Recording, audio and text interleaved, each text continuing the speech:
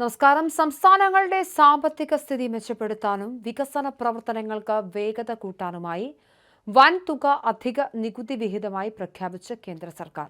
വിവിധ സംസ്ഥാനങ്ങൾക്കായി മൊത്തം 1,90,19 കോടി രൂപയാണ് കേന്ദ്ര ധനമന്ത്രാലയം ശനിയാഴ്ച അനുവദിച്ചത്. മൂലധന വികസന ചെലവുകൾ ഊർജിതപ്പെടുത്തുക എന്ന ലക്ഷ്യത്തോടെയാണ് കേന്ദ്രത്തിന്റെ ഈ നിർണായക നടപടി. ഇതിൽ കേരളത്തിനാകെ 2,597 കോടി രൂപയാണ് അധിക നികുതി വിഹിത ഇനത്തിൽ അനുവദിച്ചിരിക്കുന്നത്.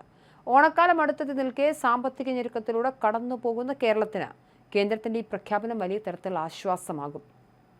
വിപണി ഇടപെടലുകൾക്കും ക്ഷേമ പദ്ധതികൾക്കും തുക പ്രയോജനപ്പെടുത്താൻ സംസ്ഥാനത്തിന് സാധിക്കും. ഓഗസ്റ്റ് 10-ന് പതിവായി സംസ്ഥാനങ്ങൾക്ക് ലഭിക്കുന്ന പ്രതിമാസ നികുതി വിഹിതത്തിനു പുറമെയാണ് ഈ നികുതി അധികമായി അനുവദിച്ചിട്ടുള്ളതെന്ന് കേന്ദ്ര ധനമന്ത്രാലയം വ്യക്തമാക്കിയിട്ടുണ്ട്. അതുകൊണ്ട് തന്നെ അടുത്ത മാസത്തെ പതിവ് വിഹിതവും സംസ്ഥാനത്തിന് തടസ്സമില്ലാതെ ലഭിക്കും. കേന്ദ്രം പ്രഖ്യാപിച്ച അധിക നികുതി വിഹിതത്തിൽ ഏറ്റവും കൂടുതൽ തുക അനുവദിച്ചത് ഉത്തർപ്രദേശിനാണ്.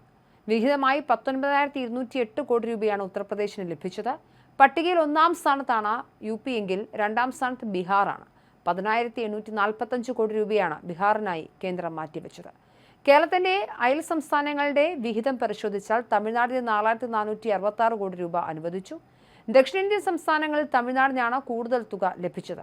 കർണാടകയ്ക്ക് 4,504 കോടിയും ആന്ധ്രാപ്രദേശിന് 4,597 കോടി രൂപയും ലഭിച്ചു. മറ്റ് അയൽപ്പക്ക സംസ്ഥാനമായ തെലങ്കാനയ്ക്ക് 2,370 കോടിയാണ് കേന്ദ്രം നികുതി വിഹിതമായി അനുവദിച്ചത്. ദക്ഷിണേന്ത്യൻ സംസ്ഥാനങ്ങൾക്കിടയിൽ ജനസംഖ്യയും സാമ്പത്തിക ഫോർമുലയും അടിസ്ഥാനമാക്കിയാണ് വിഹിതം നിശ്ചയിച്ചിട്ടുള്ളത്.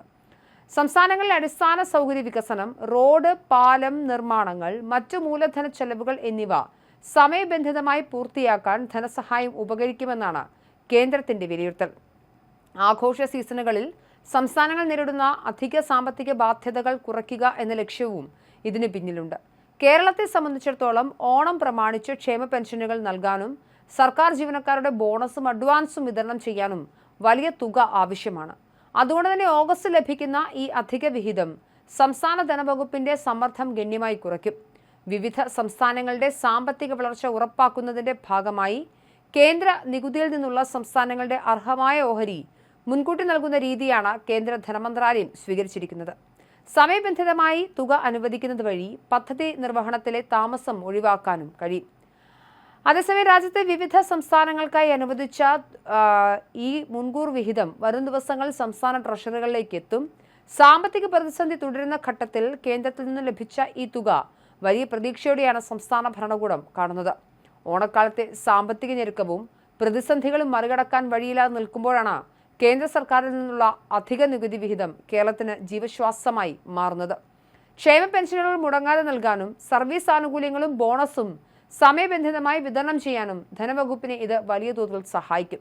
രാഷ്ട്രീയ അഭിപ്രായ വ്യത്യാസങ്ങൾ നിലനിൽക്കുമ്പോഴും അർഹമായ വിഹിതം കൃത്യസമയത്ത് അനുവദിക്കുന്നതിലൂടെ സംസ്ഥാനത്തിന്റെ വികസന മാന്ദ്യത്തിന് ശമനമുണ്ടാകുമെന്നും ഓണവിപണിയെ സജീവമാക്കാൻ ഈ തുക പ്രയോജനപ്പെടുമെന്നുമാണ് സംസ്ഥാനം പ്രതീക്ഷിക്കുന്നത്.